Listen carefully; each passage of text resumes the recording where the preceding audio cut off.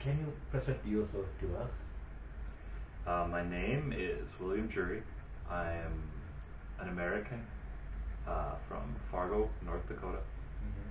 I'm 27 years old, and I am here studying in Unicamp on their mechanical engineering program. Okay. When did you come to Brazil? I came to Brazil about 3 months ago now, near the end of June, and it was a bit of a long trip overseas. That's great. And why did you come to Brazil first of all? Well, I came to Brazil mostly to learn Portuguese. Obviously, I'm not there yet, but I was trying to learn Spanish at first, actually, and I tried a few times and wasn't having a lot of luck learning Spanish, so I thought I'd try something similar but not the same. And then I started learning Portuguese, and at home I stuck with it a little bit, learned just a little bit of Portuguese, and I thought, well, what's the best way to learn? Let's go to Brazil and get immersed in it. But do you speak Portuguese now? I speak a little Portuguese, but I'm not completely fluent, and I would probably stumble over the words in this video. Can you please tell us about a city in the USA and about the city where you live right now? Can you explain like the differences? Okay, I'll give it a shot. The city I come from in the USA is a fairly small city by American standards. Like, compared to New York, it's very, very tiny, hardly even registers. But my state is fairly rural, and for the state, it's actually the biggest city, which kind of puts me in a unique position because we get a lot of technology that some of the smaller, more rural states don't get. But we still have kind of nice things like low crime rates and not very much traffic. So there's a nice trade-off there.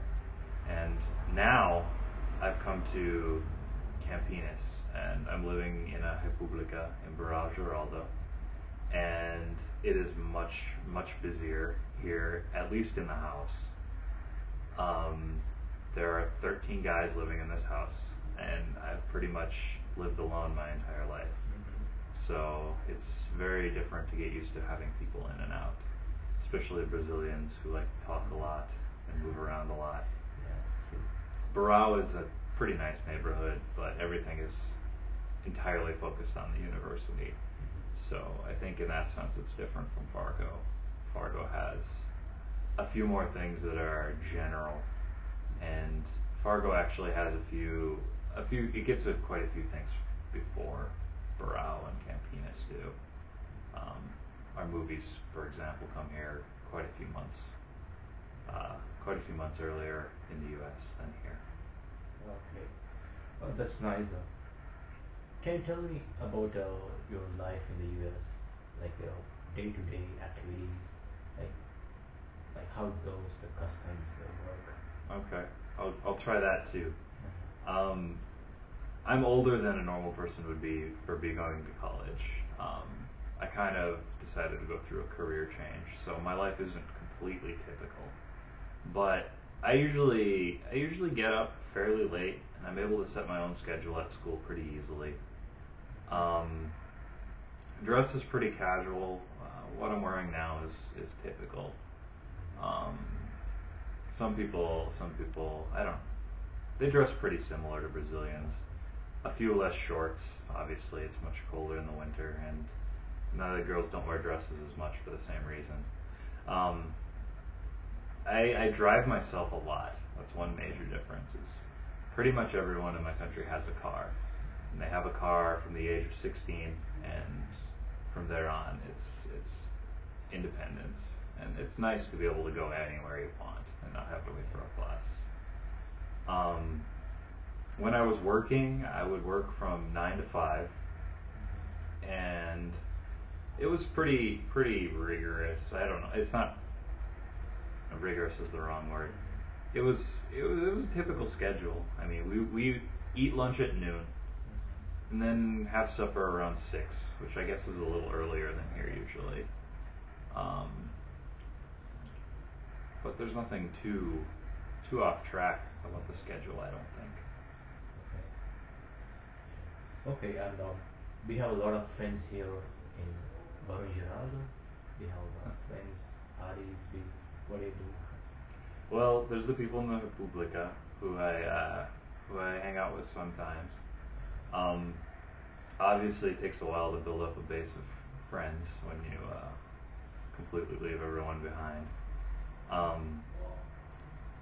But I do keep busy. I mean, Brazilians are very different than Americans in that you have to work a bit sometimes to get them to come and do stuff, and they're very, very spontaneous, whereas Americans prefer to call ahead and arrange things. And here in Brazil, you'll get an email an hour before something happens, and if you do it, you can do it. If you can't, you can't.